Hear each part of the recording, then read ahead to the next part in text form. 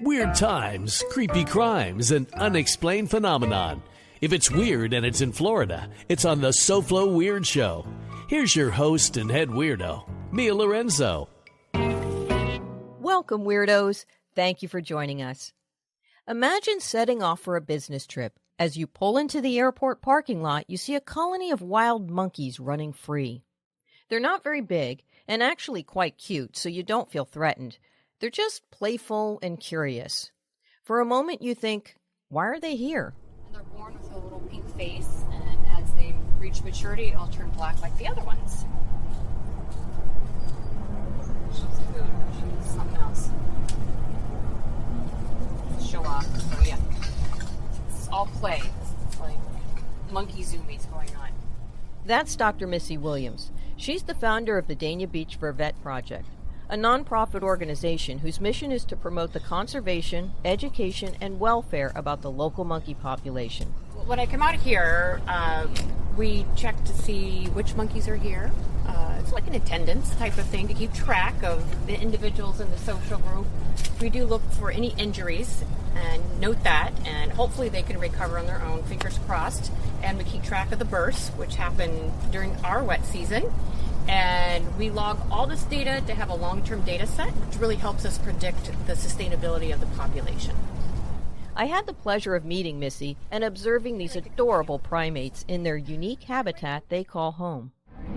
We are in the mangrove swamps of Dania Beach between Port Everglades and the Fort Lauderdale Airport.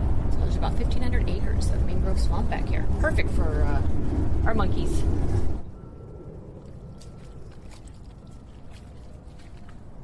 Mikey! Do you know all their names? I do, yes. Sometimes it took me a while to do that, try to figure out who was who, so I videoed.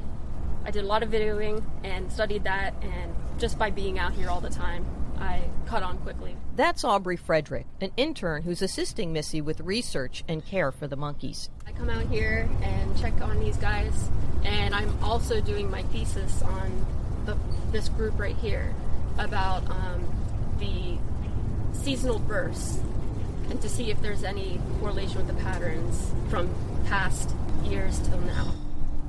I'm actually fairly new to this, but I've adjusted well, and I love these guys. They're my clan. And what's one of the interesting things you found out about the monkeys? I would say that their colors change as they get older, and I never knew that because a lot with primates, there's not very common to do that. And I also think that it's interesting how tight-knit they are as a group, and how they watch out for one another, which most primates do, but these guys, I can see it up close and personal. It's very interesting.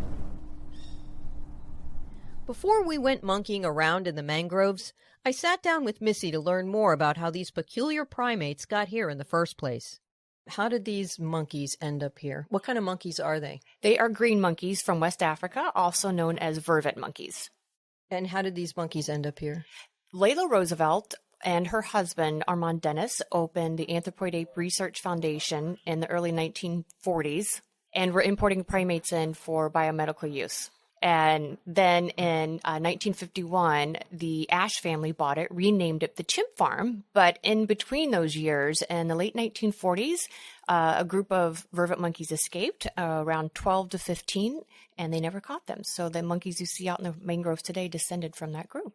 Is there a theory as to how these monkeys escaped? There are two stories. So one is that the zookeeper forgot to latch the enclosure, or the monkeys were very clever and observed him unlocking the door daily and figured out how to unlatch and free themselves.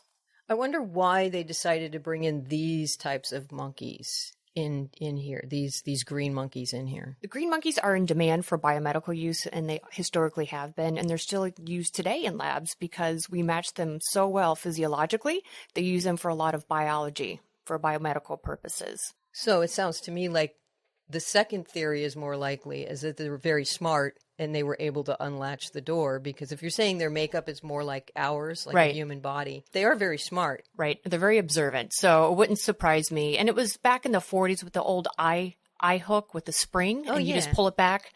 That's not going to keep a monkey inside. I'm No. sure they watched him a couple of times and just waited for the right moment and said, we're out of here, and broke free. There you go. And I really don't blame them. No, absolutely not. So what are some of the characteristics of these monkeys? Like not only in how they look, but their behavior, their personalities. I guess they can all be different personalities. Absolutely, yeah. They're individuals just like you or I, and we've learned to recognize them through unique features. Some of them have scars, or they might have limbs missing, or there's certain marks on their face. It's almost like a freckling pattern that's unique to that animal. So physically, we can recognize them from those characteristics. But also, the more time you spend with them, you get to learn their personalities and how they move and their mannerisms. And once you really get to know them, they could be 50 yards away and you won't need to see their face. You just know who they are.